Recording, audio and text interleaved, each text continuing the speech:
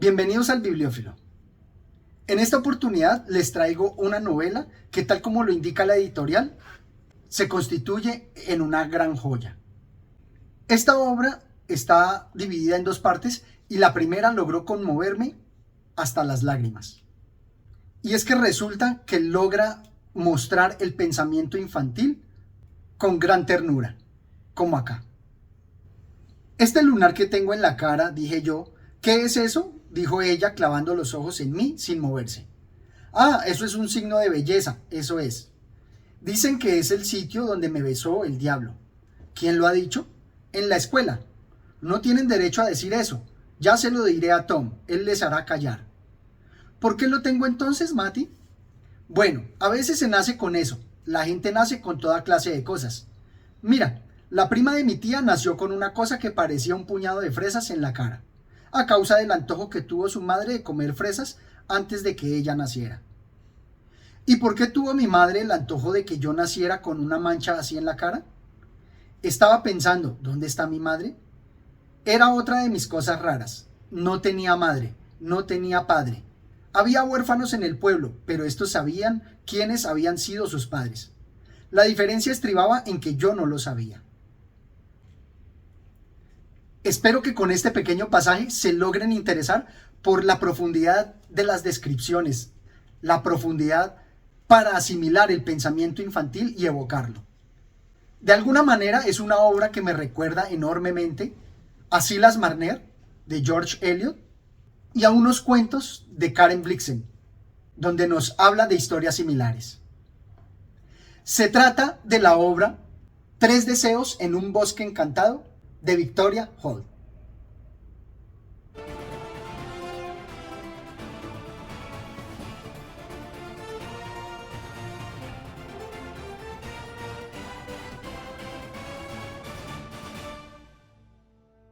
La historia está dividida en dos partes. Como les dije, la primera logra conmoverme hasta las lágrimas y la segunda me deja un pequeño sinsabor, porque no logra concretar todo lo que en la primera esbozó.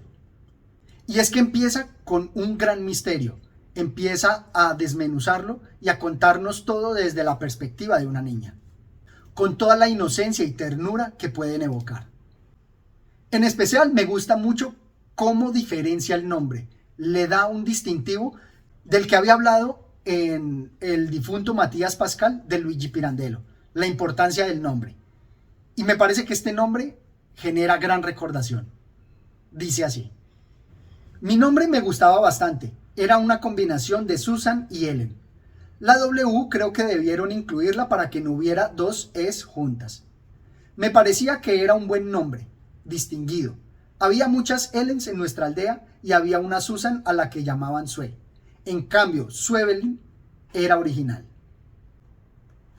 A partir de estos elementos empieza a distinguir al personaje, nos va dando todo su pensamiento y, por supuesto, a enternecernos con su historia. Por ejemplo, en este siguiente pasaje nos muestra toda su ternura, pues ella va a pedir unos deseos, pero ¿quién no se ha sentido defraudado al no verlos realidad y en reflexionar sobre su imposibilidad? Uno mismo se recrimina por no haber deseado algo mejor. Dice así: entonces pensé que había sido una insensata al no haber deseado algo que no fuera más fácil de alcanzar, como por ejemplo otro día en el bosque en lugar de un padre y una madre. Los padres y las madres tenían que estar casados, y no eran en modo alguno como la señorita Annabel y Joel. Como les he tratado de mostrar en estos pasajes, se muestra toda la inocencia del personaje que nos esboza. Me sorprende mucho la capacidad que tiene la escritora para evocar eso, para llevarnos a nuestra infancia. De igual manera, la escritora logra, a través de la descripción de unos cuadros, relacionar todo el arte, el literario y, en este caso, el arte plástico. Casi que hay una novela allí inscrita, otra historia dentro de la historia. Dice así: había dos cuadros, mamá los repartió al morir. Dijo, el regreso es para ti, Mati, y la partida es para Emma. Emma es mi hermana, se casó y se fue al norte. ¿Y se llevó la partida? Pues sí, y no es que le importara demasiado. A mí me hubiera gustado tener los dos cuadros. Él la mataba, ¿sabes? y venía la policía para llevárselo y ahorcarlo. Eso significaba la partida. Oh, me hubiera encantado tener la partida. Este pasaje me gustó enormemente, no solamente porque es una historia dentro de la historia, sino también por la evocación que me hace de las obras de teatro de O'Neill, en cómo los personajes interpretan esos cuadros y les dan un significado. También dice, era extraño que alguien capaz de tomarse a risa las penas de la vida derramara lágrimas por las penas imaginarias de alguien representado en un cuadro. Qué gran poder de evocación. Y asimismo, con los cuadros me sucede con las lecturas. Al ver representado este cuadro y la historia que allí nos esboza, recuerdo mucho las otras lecturas, en especial la de O'Neill. Y precisamente hablando de las evocaciones, ¿cómo no encontrar en la segunda parte una comparación que me parece que se pudo haber dado? Por ejemplo, con Karen Blixen, cuando nos hablaba de Memorias de África. Aquí pudo haberse dado algo similar, pero con Australia. Por eso es que me quedó un pequeño sinsabor. Y en el pasaje que destaco, también una evocación con Marianela de Benito Pérez Galdós, cuando se desestima en alguna medida el mito del progresismo para abrazar todo lo irracional que hay en el ser humano. Me gusta aquí en particular la visión de ese pueblo indígena. Dice así: yo era ahora más consciente que antes de aquel frenético estado de ánimo que se adueñaba de la isla. Comprendí que, aunque mi padre hubiera introducido muchas cosas buenas que ellos habían apreciado durante algún tiempo, los isleños podían regresar a su antigua barbarie en una noche. Mi padre jamás había conseguido desterrar el miedo que les inspiraba el gigante rugiente. Y comprendía, al igual que mi madre, que se había engañado al creer únicamente el hecho de que el gigante hubiera permanecido algún tiempo en silencio.